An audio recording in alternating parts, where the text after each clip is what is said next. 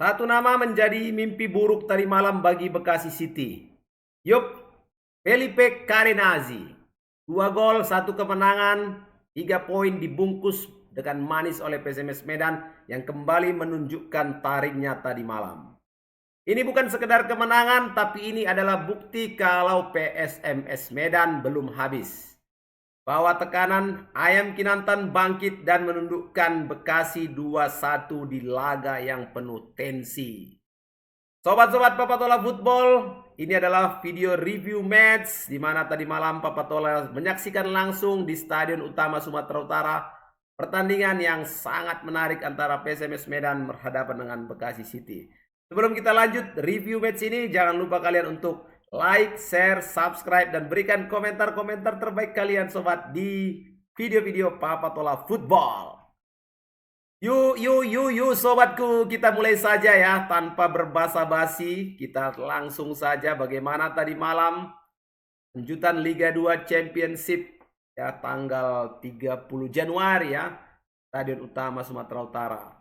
3 gol tercipta di mana 1 gol untuk menghormati tamu ya, dan 2 gol untuk menunjukkan siapa jagoannya tadi malam. Dari suasana pertandingan ya, ribuan supporter fanatik PSMS datang dan memberikan dukungan sehingga atmosfer positif terjadi di laga PSMS Medan Bekasi sejak menit awal ya. Jalan dengan intens, tempo pertandingan ya kadang naik kadang turun karena adu fisik dan juga tekanan dari kedua sisi. Secara statistik tadi malam Papatola melihat penguasaan bola PSMS 61% berbanding 39% untuk Bekasi. PSMS memiliki 11 tembakan ya, 6 diantaranya on shoot target, sementara Bekasi hanya memiliki 2 tembakan on target. Dan luar biasanya tadi malam wasit mengeluarkan 7 kartu kuning. Ini menunjukkan tensi pertandingan yang sangat tinggi. Secara analisa taktikal, Papatola melihat ya bagaimana formasi struktur yang dimainkan oleh PSMS, bahwa asuhan coach Eko Pujianto cukup fleksibel ya. Formasinya dari 4-2-3-1 kemudian bisa berubah menjadi 4-3-3 di mana Carenazzi menjadi fokus serangan dan mereka menaikkan tempo lebih sering melalui sayap dan umpan silang kotak penalti. Memaksimalkan postur dan kemampuan sundulan striker PSMS Medan Carenazzi. Di babak pertama, dominasi permainan dikuasai oleh PSMS Medan. Sejak awal, Rani bermain agresif untuk membuka ruang pertahanan Bekasi. Nah, tekanan-tekanan mereka ini memang akhirnya berbuah gol ya di babak pertama melalui sundulan Carenazzi yang menyambut umpan matang dari sayap kanan. Jadi pergerakan pemain sayap dan penetrasi lini tengah penting ya di fase ini, dan PSMS sejauh ini mampu menjaga bola dan mengendalikan ritme permainan. Papa tadi malam melihat bagaimana lini tengah ya bertransisi mengatur tempo dari deep ya, dari kedalaman kemudian build up dan memberikan umpan-umpan vertikal cepat ke lini depan. Akhirnya kondisi ini memaksa Bekasi untuk lebih mundur lagi, sehingga membuat dominasi penguasaan bola mereka hanya 39% ya. Walaupun kemudian mereka juga sempat membalas gol di babak pertama. Pertahanan dan continue serangan balik di babak kedua setelah unggul 2-1, PSMS dia semakin disiplin untuk menjaga save pertahanannya dan memblok serangan balik cepat Bekasi. Jadi memang kunci kemenangan kalau Papa lihat tadi malam ada di figur kunci Carenazzi. Bagaimana dia bisa mencetak gol pembuka melalui sundulan, kemudian penalti, dan suasana yang sangat tertekan tentunya ya bisa dia eksekusi dengan baik sekali. Sampai penjaga gawang juga salah dalam memperkirakan arah tendangan.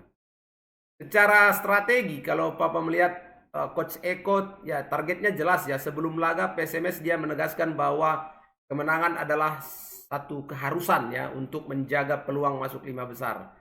Dan itu terbukti tadi malam. Jadi fokus utama itu kemudian menjaga konsentrasi di menit-menit krusial, menjaga fokus seluruh pemain dan memperbaiki transisi pertahanan serangan. Jadi memang harus jelas. Dalam setiap pertandingan harus jelas nih, targetnya menang atau targetnya minimal ini. Harus jelas. Jadi itu akan membuat seluruh pemain juga punya fokus dalam mengejar target. Jadi dalam hal Coach Eko memberikan kepercayaan ya kepada Cadenazzi sebagai penyerang sentral, ya, kita melihat sejak dia selesai menjalani sanksi, 2 pertandingan langsung diberikan sebagai starting line up dan terjawab ya 2 pertandingan ini oleh Cadenazzi. Dia bisa menjadi eksekutor gol sekaligus juga memberi tekanan stabil di lini pertahanan lawan. Secara strategi lini tengahnya memang PSMS menahan bola lebih banyak ya. Bagaimana Coach Eko bisa memanage laga ini membuat Bekasi harus bermain reaktif.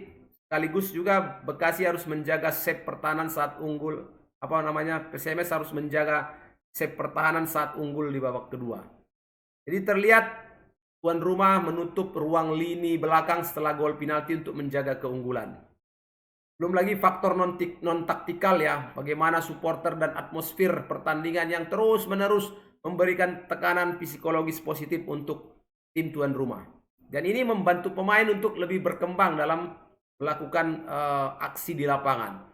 Nah, terhadap tingginya jumlah kartu yang Bapak lihat ya, karena memang permainannya keras kan, penuh tensi. Jadi Bekasi juga tentu ingin mengambil poin saat bermain di Medan ya, di kandang PSMS.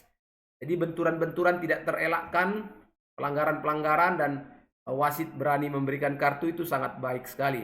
Walaupun pada saat pelanggaran penjaga gawang itu ada kartu atau enggak ya, Papa Tola kurang memperhatikan. Jadi dari formasi yang Papa lihat ya, saat formasi klasik 4-2-3-1 agak buntu, ini berubah cepat dimainkan oleh PSMS menjadi 4-3-3. Nah, ini skema ini membuat keseimbangan antara kontrol bola dan serangan cepat melalui wide play, di mana bek kiri dan bek kanan berperan aktif untuk menaikkan tekanan. Sementara 2 gelandang tengahnya berfungsi untuk menjadi palang pertahanan ya, sekaligus mengatur tempo serangan. Dalam penguasaan bola dan build up, ya dominasinya jelas PSMS pegang tadi malam, sampai 61% kalau tidak salah. Nah, build up-nya juga sebenarnya cukup rapi. Tinggal kadang-kadang umpannya tidak terarah atau kontrol bolanya terlalu jauh ya, sehingga lawan cepat melakukan blok. Nah, tapi untuk switching play-nya bagus ya, dari sisi kanan ke kirinya itu bagus. Akibatnya tercipta ruang. Nah, pergantian ritme ini membuat Bekasi City beberapa kali kehilangan formasi dia, terutama di area pertahanan saat PSMS lakukan penetrasi hilang.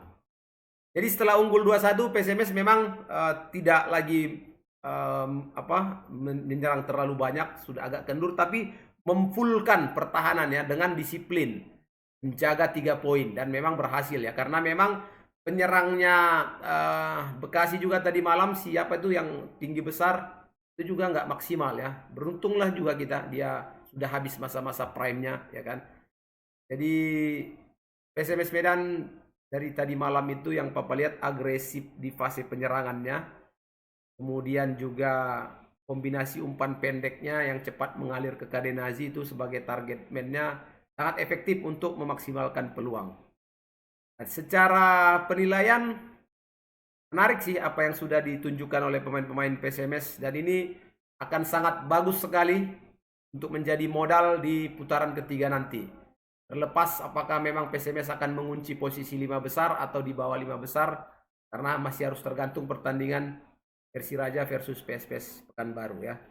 Tapi begitupun, Papa Tola mengucapkan terima kasih Mauliate Godang untuk seluruh tim yang sudah bekerja keras, pelatih, ofisial ya, dan juga supporter yang hadir tadi malam yang tidak henti-hentinya baik di utara maupun di selatan, yang terus memberikan dukungan melalui lagu ya kan, yel-yel dan semuanya ya, dan juga doa-doa terbaik untuk kalian semua yang sudah hadir di stadion maupun yang menyaksikan di layar kaca.